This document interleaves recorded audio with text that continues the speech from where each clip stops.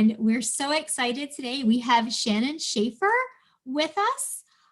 Shannon is a family nurse practitioner who specializes in movement disorders at the Cleveland Clinic Center for Neurological Restoration. She's a graduate of Case Western University and has worked in the field since 2016. Her areas of expertise include Parkinson's disease, essential tremor, cervical dystonia, medication management, DBS programming, and management of Duopa pumps. She also manages the inpatient Parkinson's disease program at the main campus of the Cleveland Clinic, a grant-funded APP-led program that's aiming to prevent medication errors while patients are hospitalized. Shannon's biggest goal for her patients is to improve the quality of their life, no matter what stage they are in their disease process. And we're really excited. We've got London here, by the way. We're really excited to see that she joined us. She actually was telling us that this is something she's very passionate about. She's been working on this specific topic for about 6 years, so she's been pretty excited to present on it and, basically keep everybody safe when they're hospitalized. Thanks for being here, Shannon. Yep, thank you. Are we ready to go? We are. All right, let me go ahead and share my screen.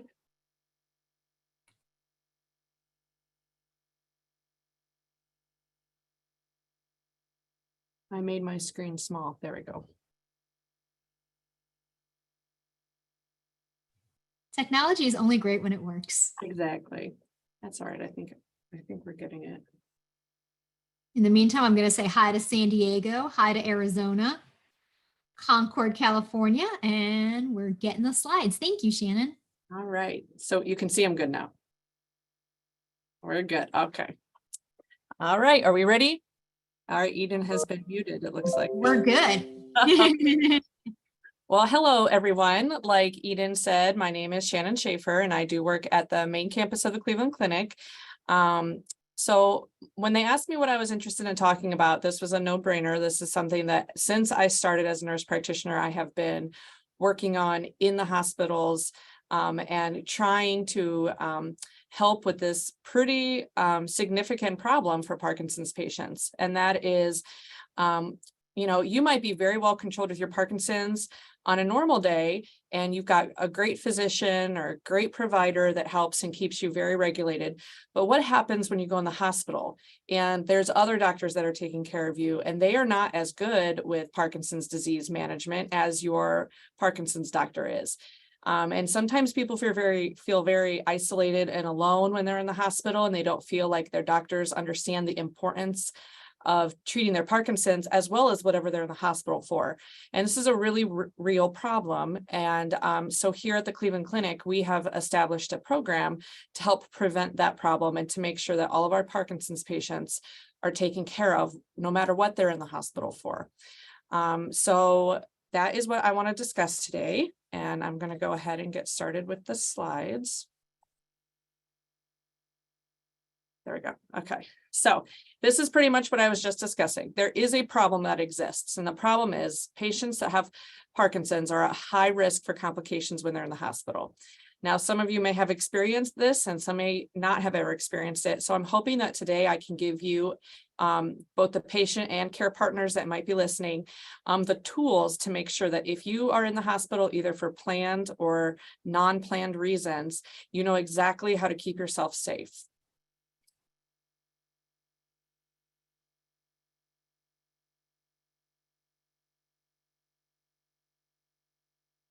So like I said, you might have a movement disorder specialist that takes excellent care of you and you feel like completely cared for when you're at home and in your normal everyday life. But in the hospital, that is not always the case. What we have done here at the Cleveland Clinic is found a program that bridges those two things together. We have, I believe, 12 different movement disorder specialists here. And luckily, I can serve as a liaison from any of those doctors to any of their patients while they're in a hospital. So that's kind of what the big goal is to be able to get your movement disorders doctor able to help you when you're still in the hospital. So If any of you have experienced this, you're going to be able to nod along and agree here, but hospital visits are very common for people with Parkinson's, and it's generally not because of their Parkinson's. So 1 in 4 Parkinson's patients are admitted every year to the hospital for one reason or another. They tend to be hospitalized 1.5 more times frequently than other people. And sometimes they can be hospitalized longer if there are problems when they're in the hospital. So they can go anywhere 2 to 2 weeks longer than the average person. Like I just mentioned, most of those admissions are not necessarily for Parkinson's at all. Only 15% of them are because the Parkinson's is causing a problem. Most of the time, it's something completely unrelated. Well, falls, that's one of the main ones that's actually somewhat related to Parkinson's, but a fall can just happen as a fluke if you trip over something and you fall and break something. Pneumonia is the next common. Encephalopathy, this is actually sometimes a side effect of medications being changed or a medication that you're not tolerating well. So what that means is that you could be having worsened hallucinations all of a sudden, or there could be other metabolic problems that you say if you have diabetes or you have another comorbid condition that the metabolic changes in your body just make you very confused or delirious. So that's a reason that people are hospitalized. Worsening dementia, that kind of can go along with encephalopathy. However, dementia itself can get exacerbated by other illnesses in the body or infections. And then a very common one that we see here is hypotension with syncope, which means you get lightheaded and then you pass out. And this happens with a lot of our Parkinson's patients. And oftentimes when you go into the hospital, they don't realize that this orthostatic hypotension, which means when you stand up out of a chair and you feel lightheaded, and if it's really bad that day, you could pass out. This is a common part of Parkinson's disease. And so what we've seen a lot of the times is someone will come in because they passed out, they lost consciousness and fell. And the emergency room doctors will all of a sudden consult cardiology and they say, you know, we need to do this huge workup.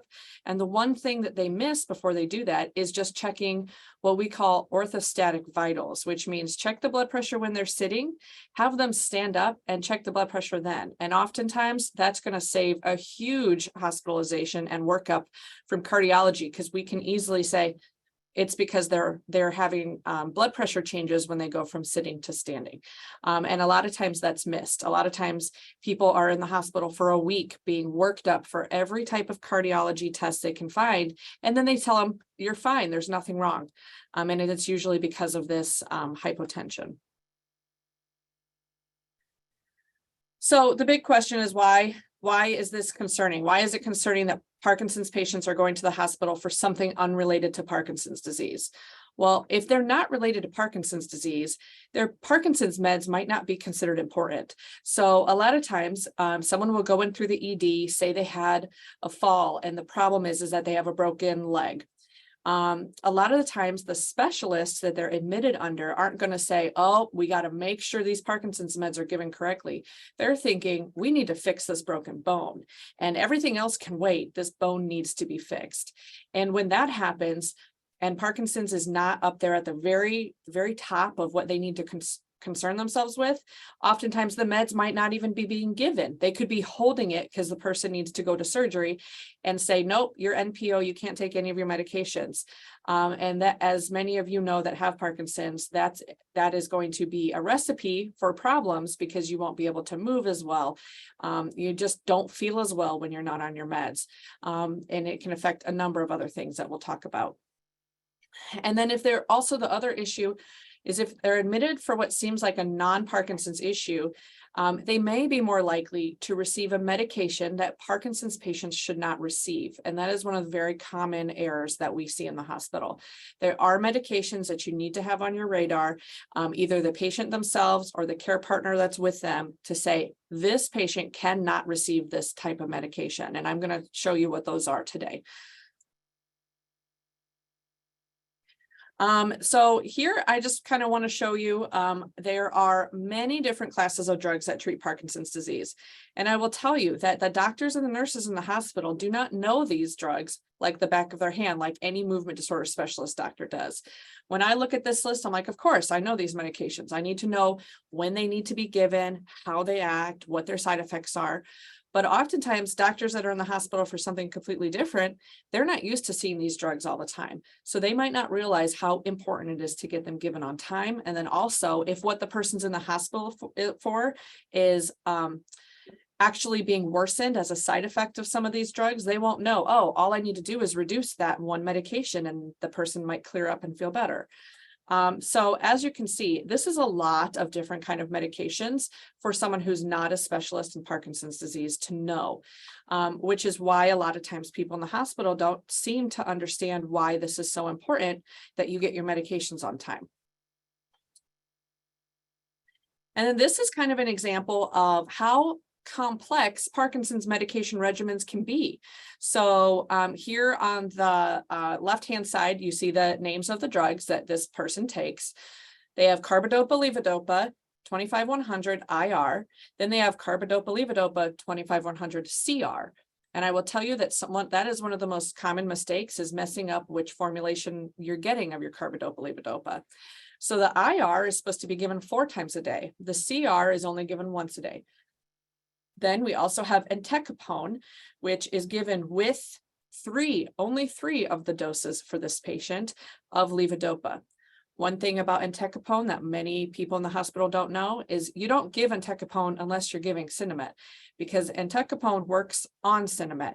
And so oftentimes it'll be timed at the hospital where you're getting 3 doses of entecapone during times that you're not even getting Sinemet, and that's not going to do anything for the patient. And then rasagiline, they only get it once in the morning. So this is a very specific medication schedule and time schedule. And oftentimes the hospitals won't get these completely right, because if someone's dropping in orders and they're not aware of these drugs, they might accidentally just click on, oh, well, it looks like they just have carbidopa, levodopa listed twice. I'm just going to give them 5 of those. And it doesn't act the same. And this just kind of outlines that problem. So like I said, carbidopa, levodopa, 25-100 is every 4 hours, but how many doses of the day do they get it? Do they get it every 4 hours all night long and day long? Or is it just every 4 hours, but only for 4 doses?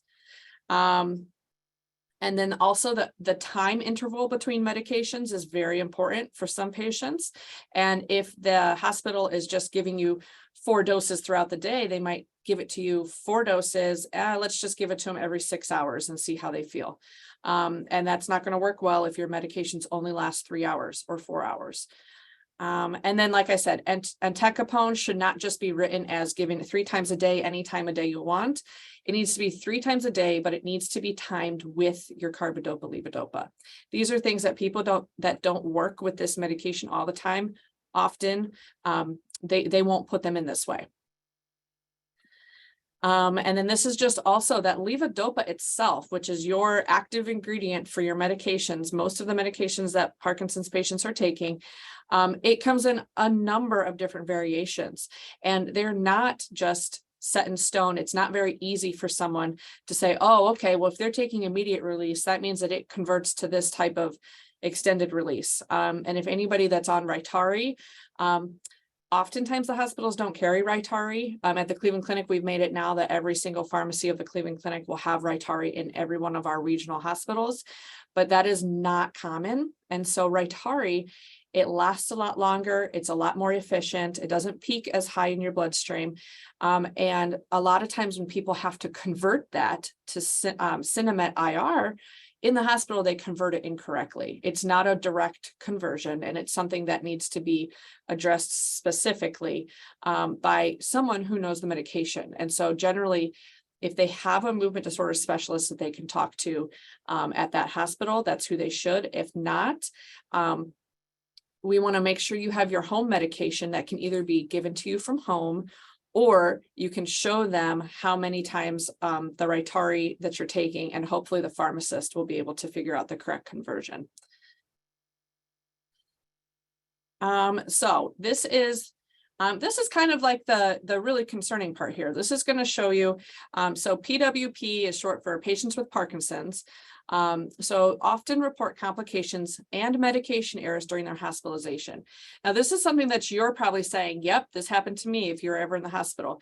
You might go to your nurse at the bedside or go to the doctor who's managing you, and you might say, hey, I'm not getting my meds correctly, and I'm feeling really rough because I need these meds. Or the nurse might be an hour late with one of your doses, and you're starting to have trouble moving around. And feeling very anxious and off. And so when you try to tell them, they say, oh, well, it's fine. We'll get it as soon as we can. So a lot of these patients were, there was a study where they went and asked the patient themselves, how many of you feel that you had a medication that came too late, came too early?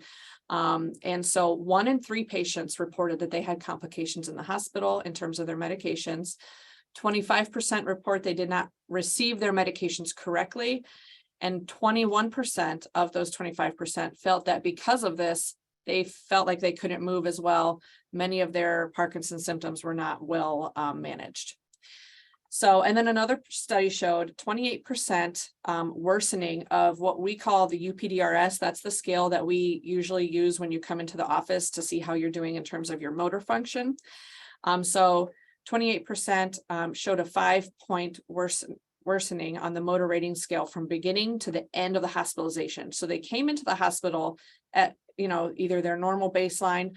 And then when we redid the rating scales at the end, they actually had gotten worse in terms of their motor function, which this isn't surprising to any Parkinson's patient who has been hospitalized before. This is a problem all across the country. So like I just mentioned, this is a kind of a new information that kind of adds to that. We've got the high rate of medication errors in patients with Parkinson's when hospitalized. 18% of all of the medication events are not given appropriately. And 90% of all Parkinson's patient admissions did they find that there could be an error. Half of them were missing doses, and 1 in 5 received contraindicated medications. So here's a video, 2 videos that I want to show you. So this one is our first one with this patient who is completely off her medications. You can see her tremors are obvious, has trouble moving. Her fine motor dexterity is impaired. Here she is trying to stand up without her medications on. Takes a couple tries. Those patients that have Parkinson's are like, yep, I know what that feels like. Okay, very slow to be able to get up and move. And then her walking is very slow with very small steps. And you can tell her balance is a little off. She's got to reach to hold on to be able to walk. So that's this patient without her medications. Oh, turning is very difficult. Okay.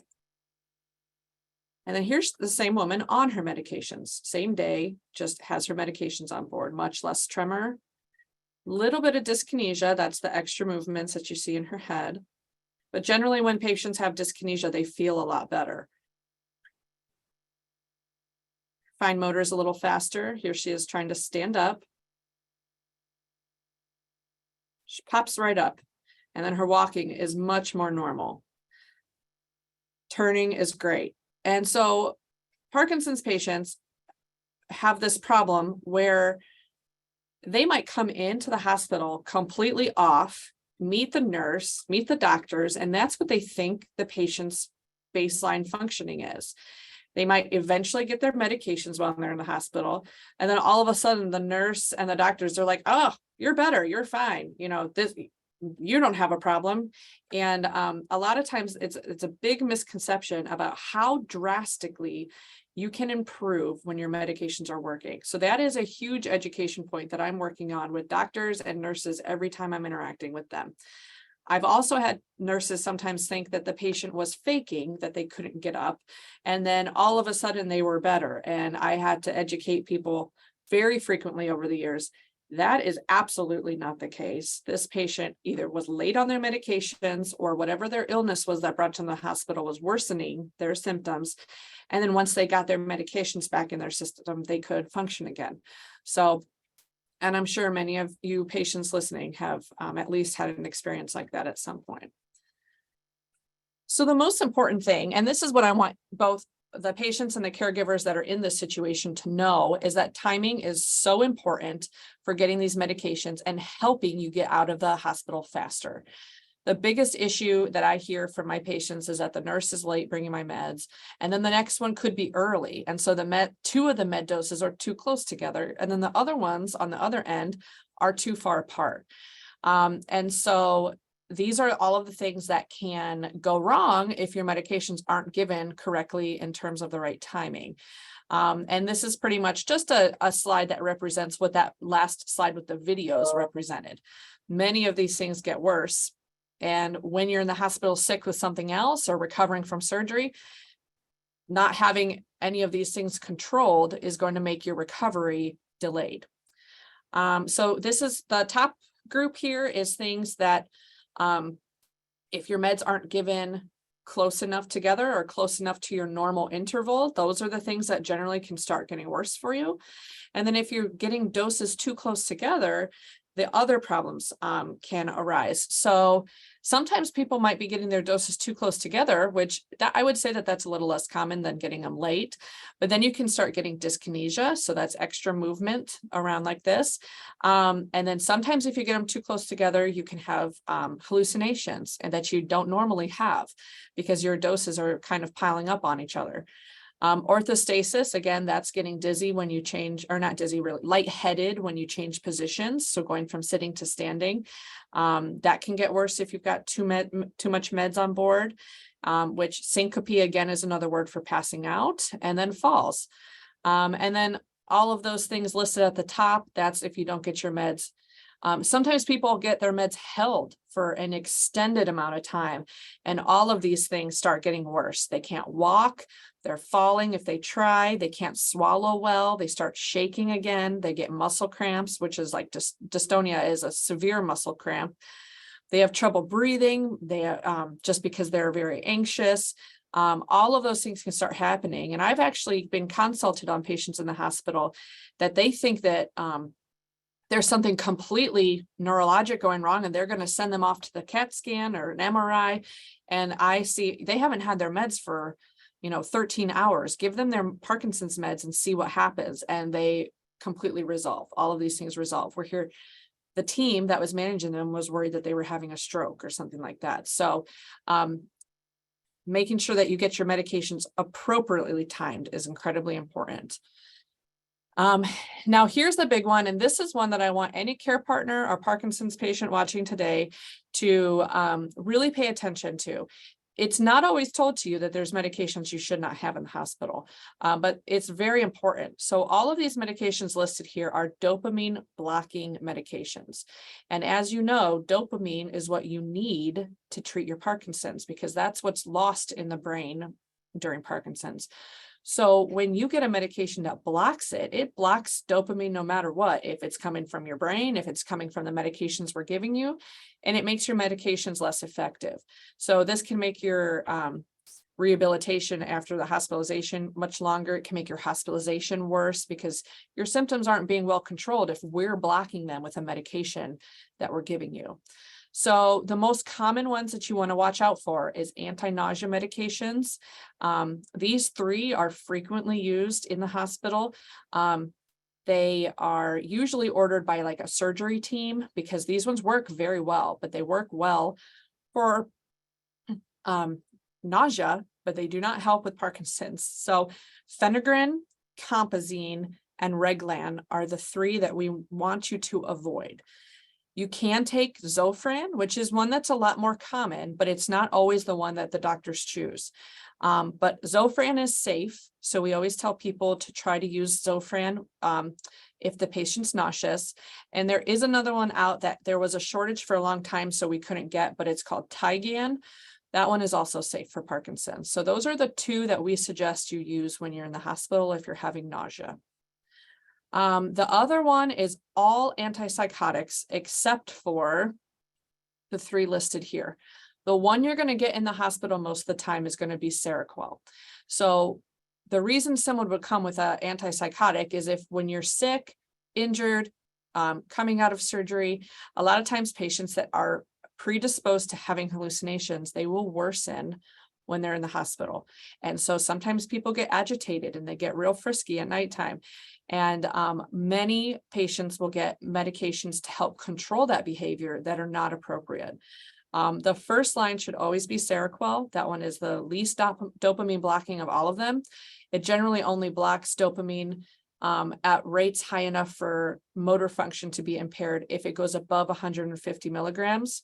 In Parkinson's, we use very low doses. You start at 12.5, then you go to 25.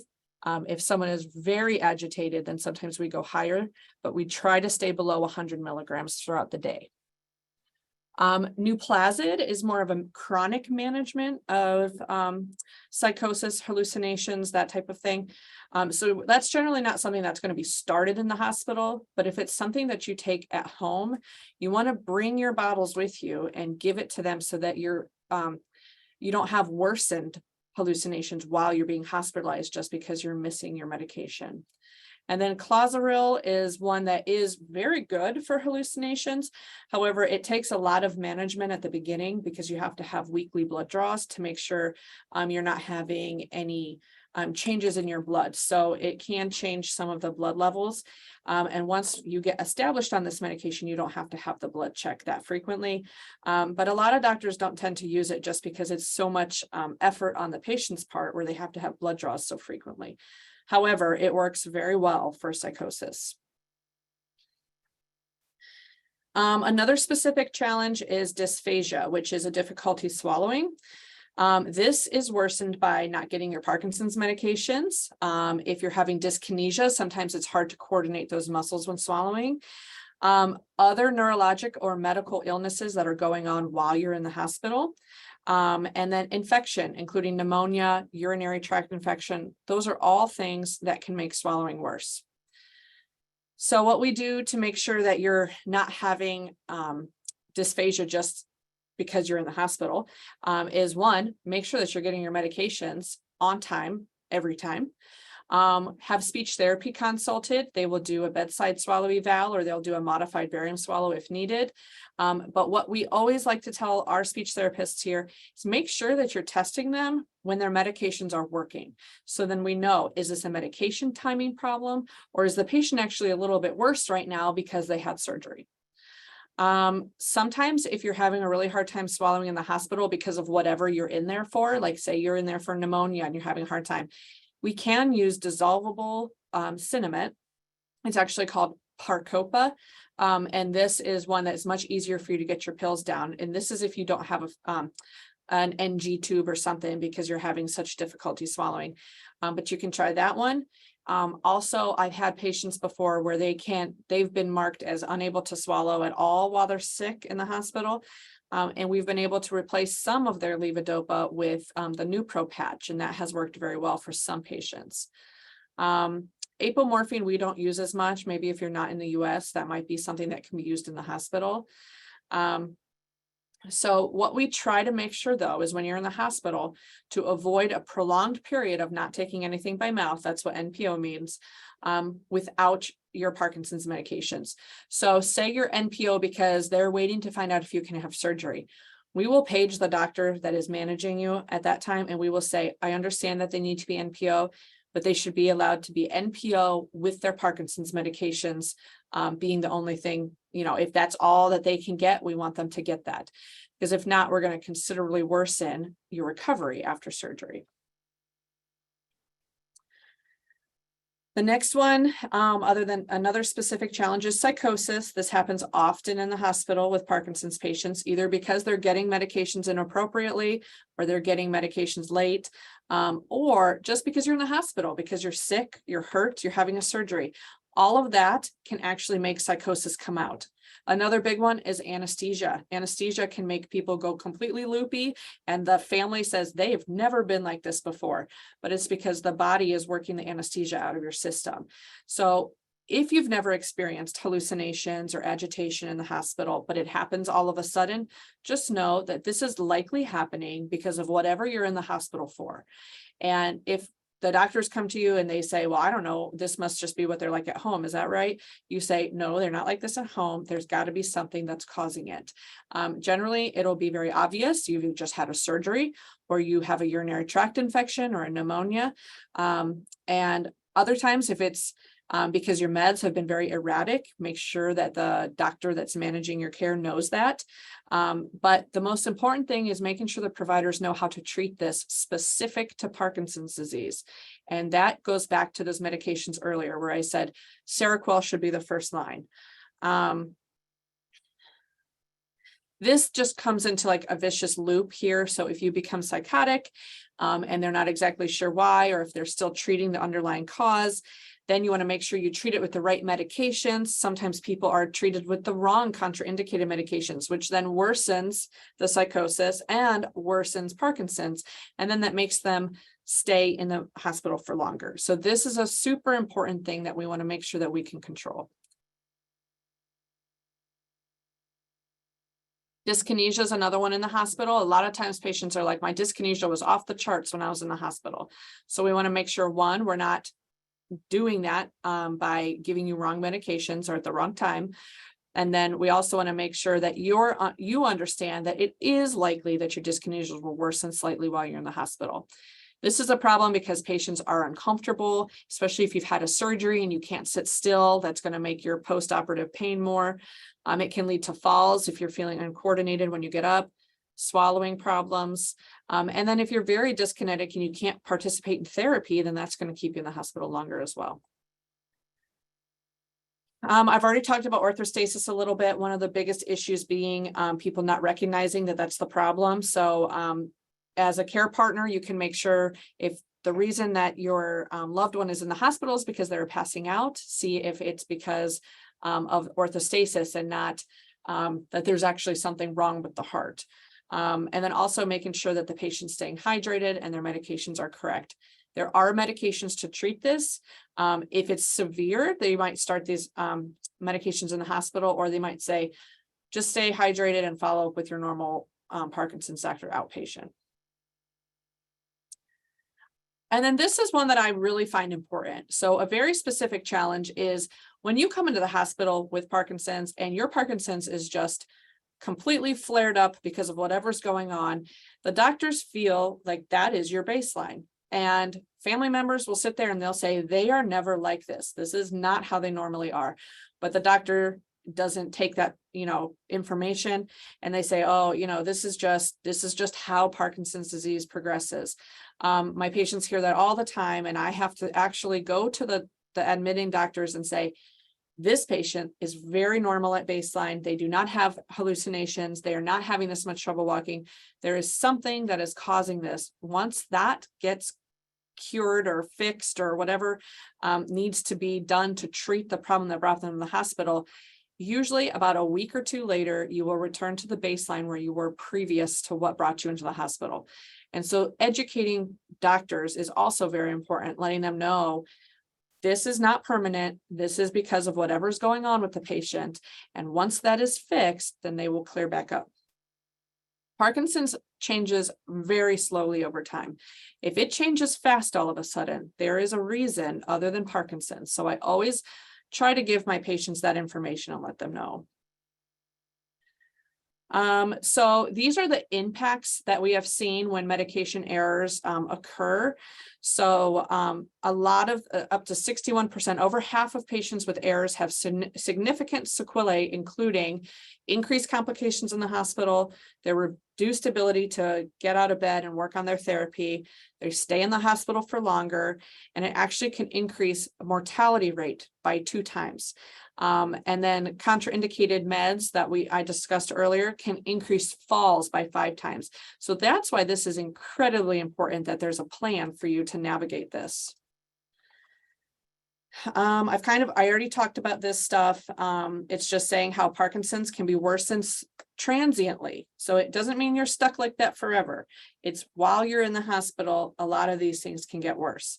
And And so once these things are fixed, generally you will go back to how you were before you were in the hospital.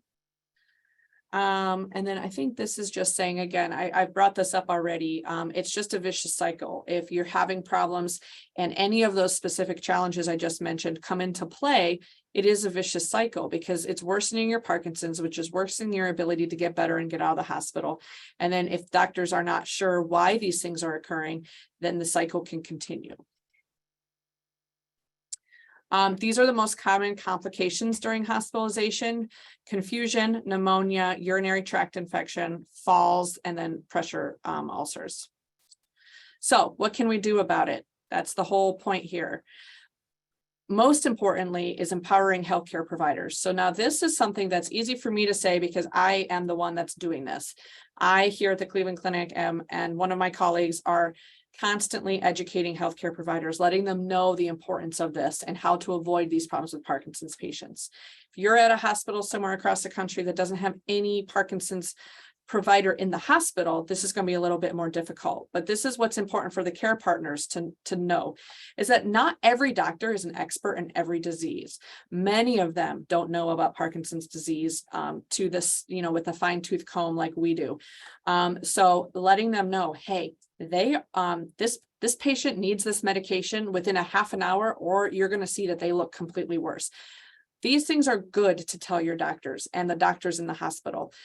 Some of them might not receive it the way that we want, but they'll at least know that you said this to them, and that can be something that they will keep in mind when they're making judgment calls.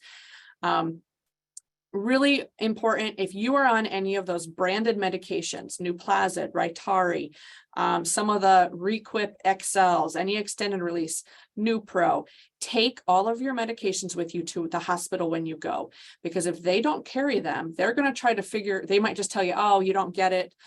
You'll have to wait until you get home to take that again, or they'll try to convert it, and that is a room for error there. So bring your bottles with you, because generally they will take your bottle, they will send it to pharmacy to verify it, and then you can take your home medication, and then you won't be missing that part of your regimen. The most important thing, and this is something that I'm going to mention here in a second, but is making sure you have a readily available list of your medications.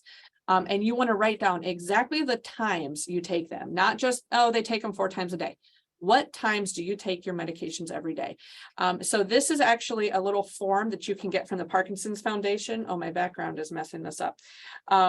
Oh, I can't show it to you, but this is what I'm going to talk about in a second. It's called the Aware and Care Kit that's put out by the Parkinson's Foundation. And on that, what I was just going to show you was the medication form. And it's a little template that you can put all your meds on, and then you can hand this to nurses and doctors at the hospital.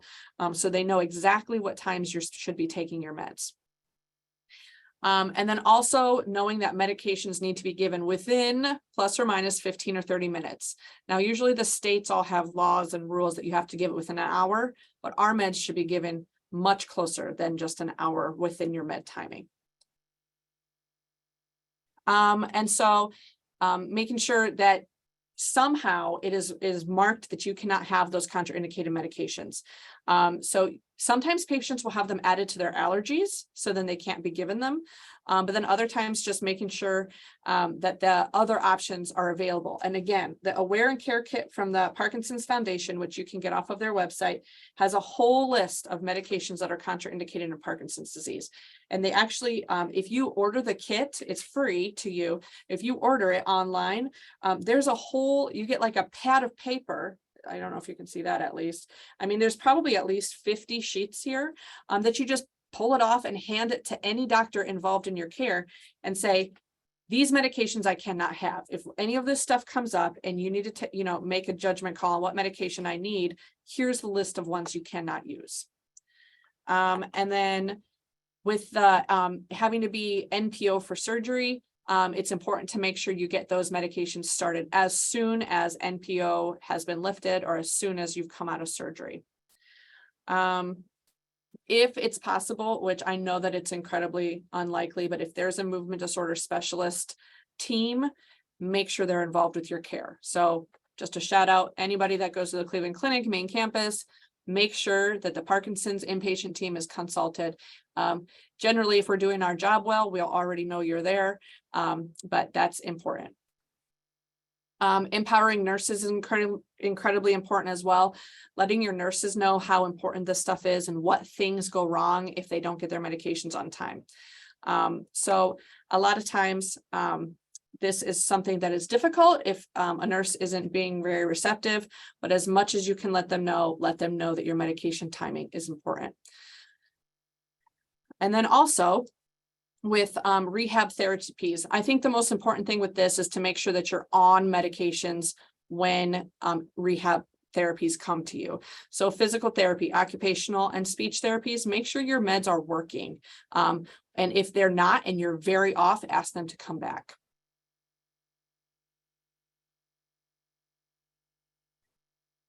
Okay, so education-based approaches are cheap, they're easy, they're reliable. You can let the people know right there, like this is what works for me. But if you're not feeling like you're being heard very well, they can be kind of difficult. There is a lot of data out there that shows that just teaching people about your condition, or if I, as a provider, teach other doctors and nurses about Parkinson's, that we do improve the outcomes of patients. So something so easy can make such a big difference. So this is what I was talking about. So this is the Aware and Care Hospital Action Plan that's put out by the Parkinson's Foundation. You can actually order this and they will send it to your house. So you will have all of these little forms and you just fill them in before you ever need them. It used to come with this bag and a bracelet that says like, I have Parkinson's disease. So like people will wear that. So if something were to happen and you're in the hospital, they would know. But putting that little bag, some people have told me they're not getting the bag anymore, but if you do get it, put all of your meds in it when you go to the hospital. And then also it's going to have your name and your information on it.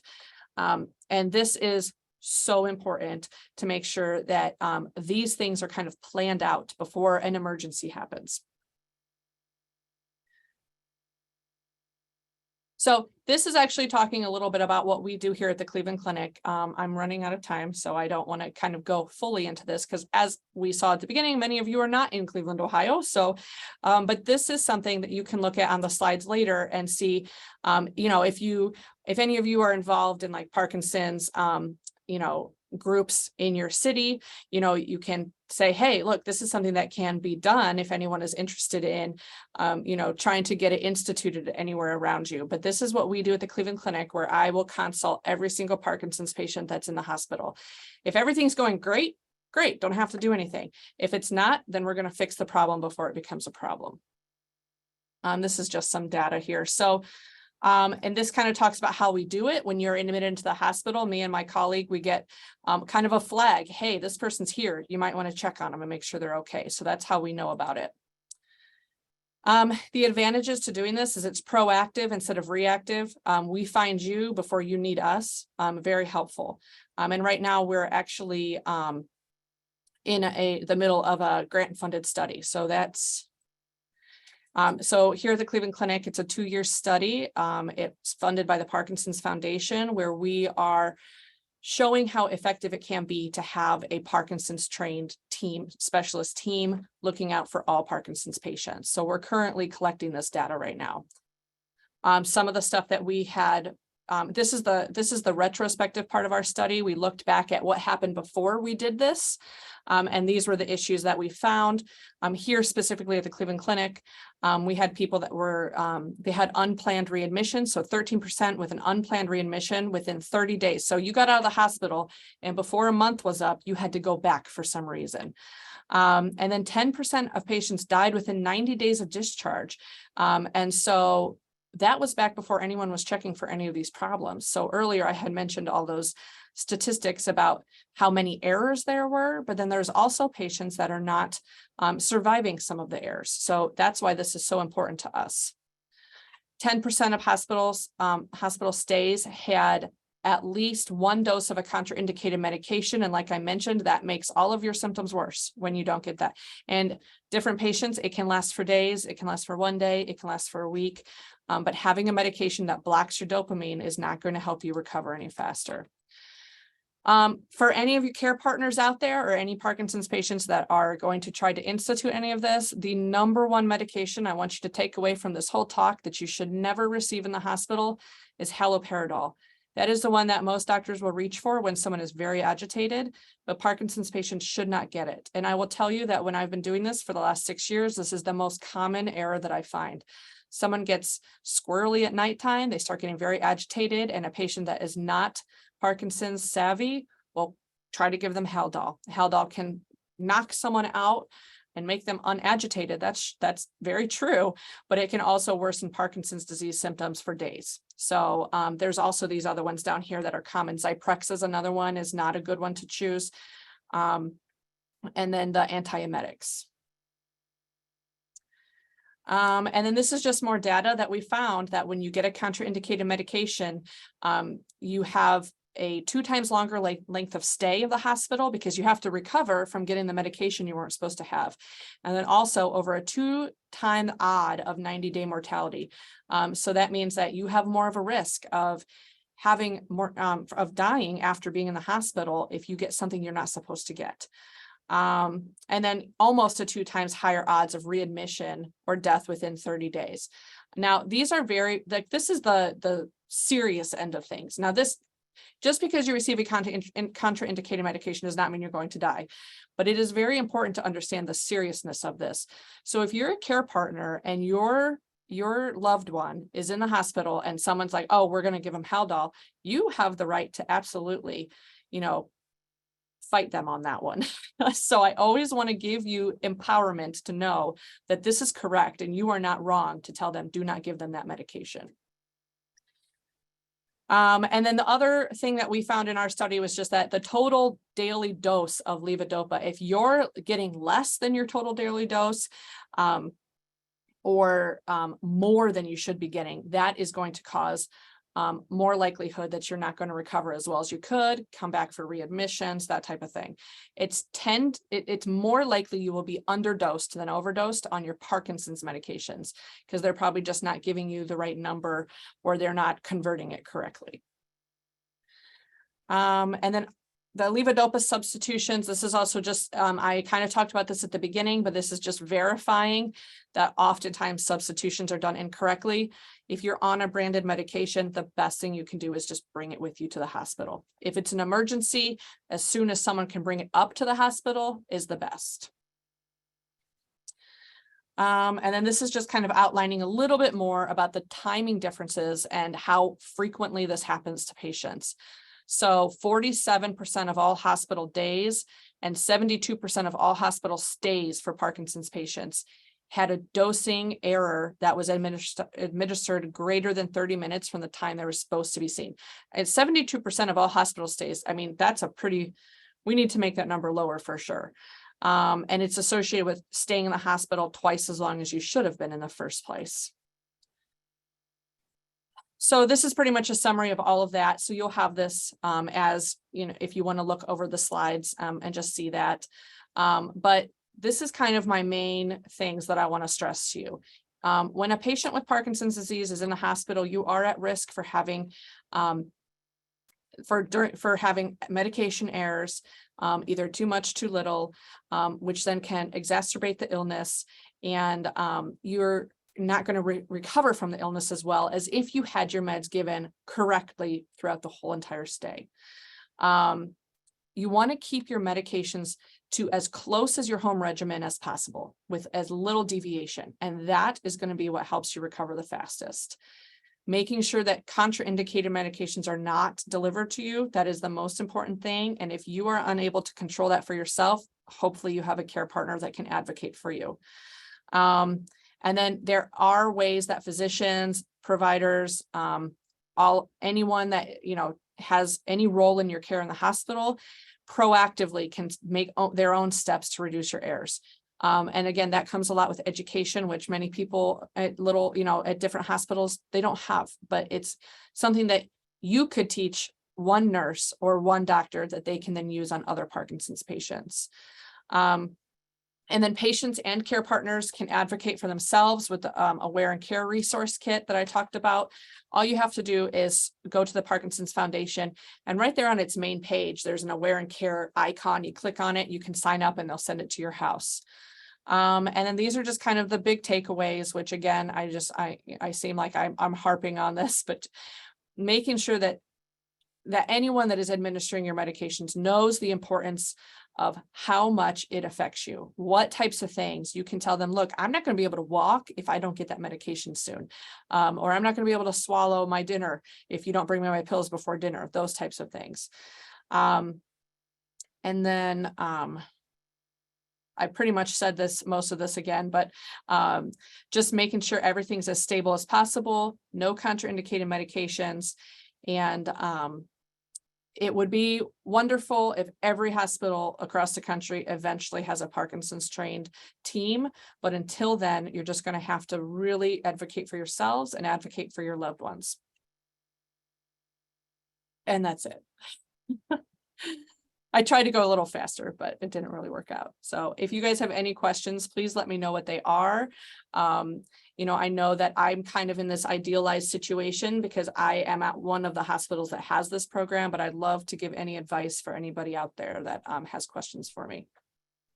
We got some questions. This was excellent. Thank you so much. I do also want to encourage everyone to save their chat. Amanda put in a few times how to get the Aware and Care kit, although I was laughing. Somebody thought it said tear. I was like tear, wear and tear kit. I was like, that's pretty funny. Yeah. So definitely, if you open your chat, there's 3 little buttons on the bottom, 3 little dots next to the smiley face that say more, and you can save your chat that way. Do you have some questions? Somebody had said that they were a little concerned that they were told not to take carbidopa, levodopa before surgery because it would interfere with the anesthesia. Is that something that is common? No, I'm not sure why they would have thought that, the provider that told you that. Really, the research shows that the best thing you can do is stay as consistent as possible to what a normal day is for you. That person might have been thinking you could have more hallucinations, but to be honest, taking your medication, if it's your normal dose, should not worsen the hallucinations.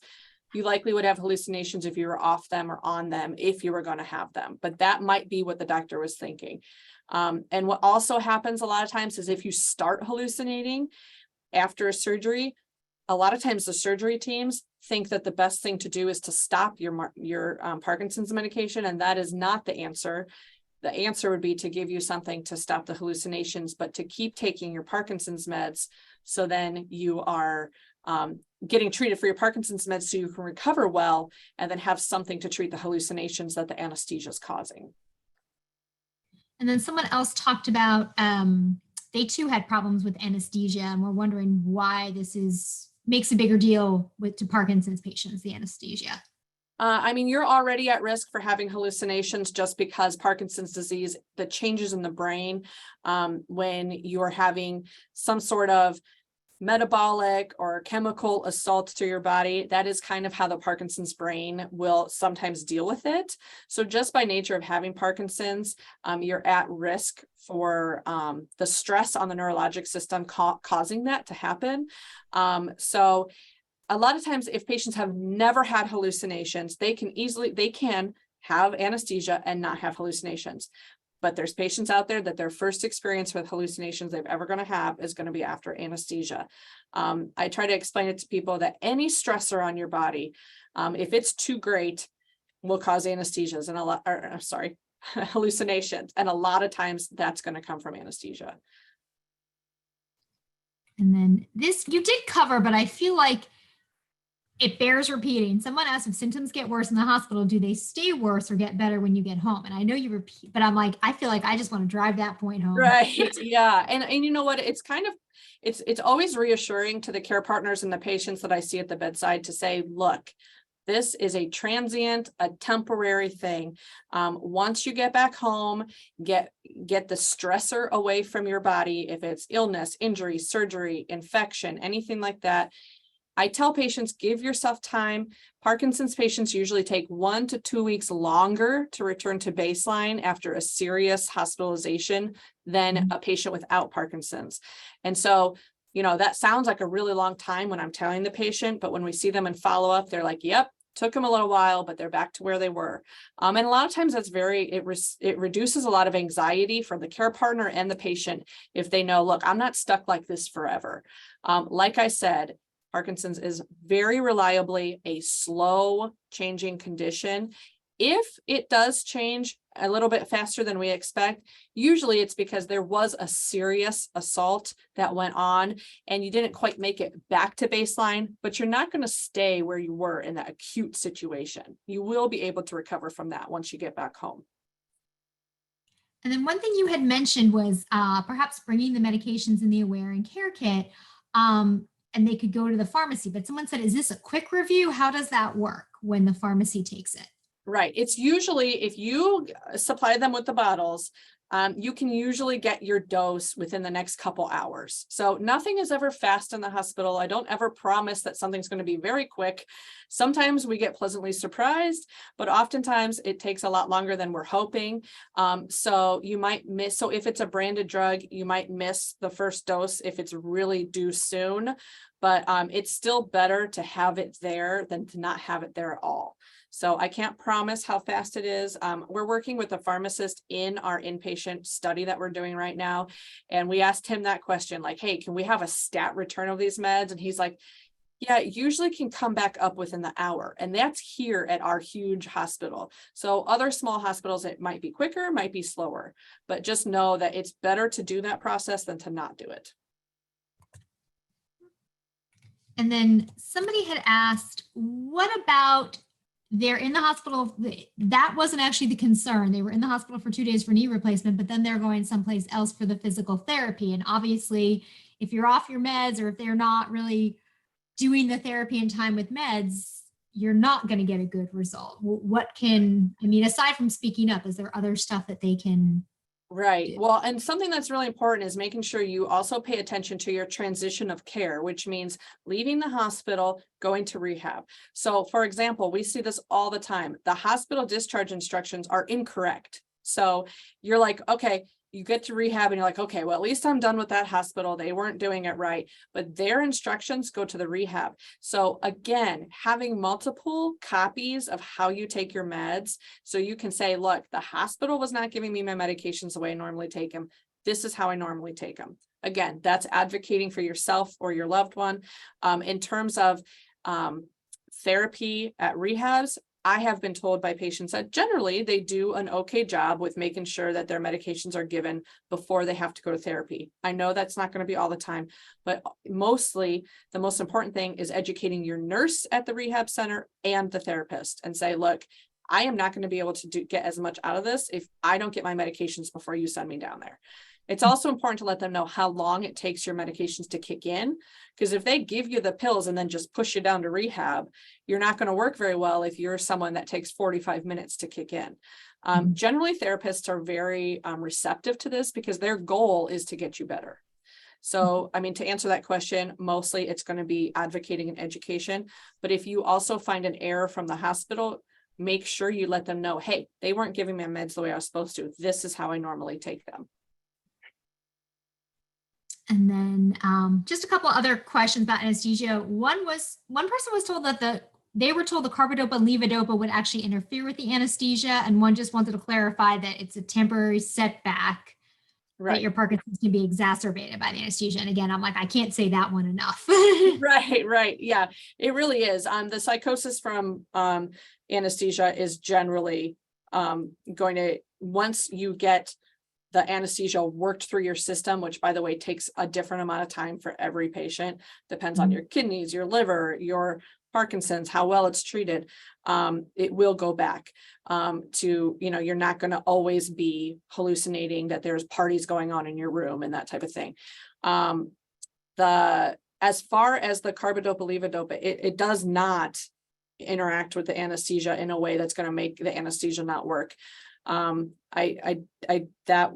kind of sounds like some misinformation. Again, I think that the thought in that provider's head might have been carbidopa levodopa causes hallucinations and so does anesthesia. So the two of them together shouldn't go, but really you should always make sure you're staying consistent with your carbidopa levodopa, and that will actually help offset if you were going to have hallucinations after surgery.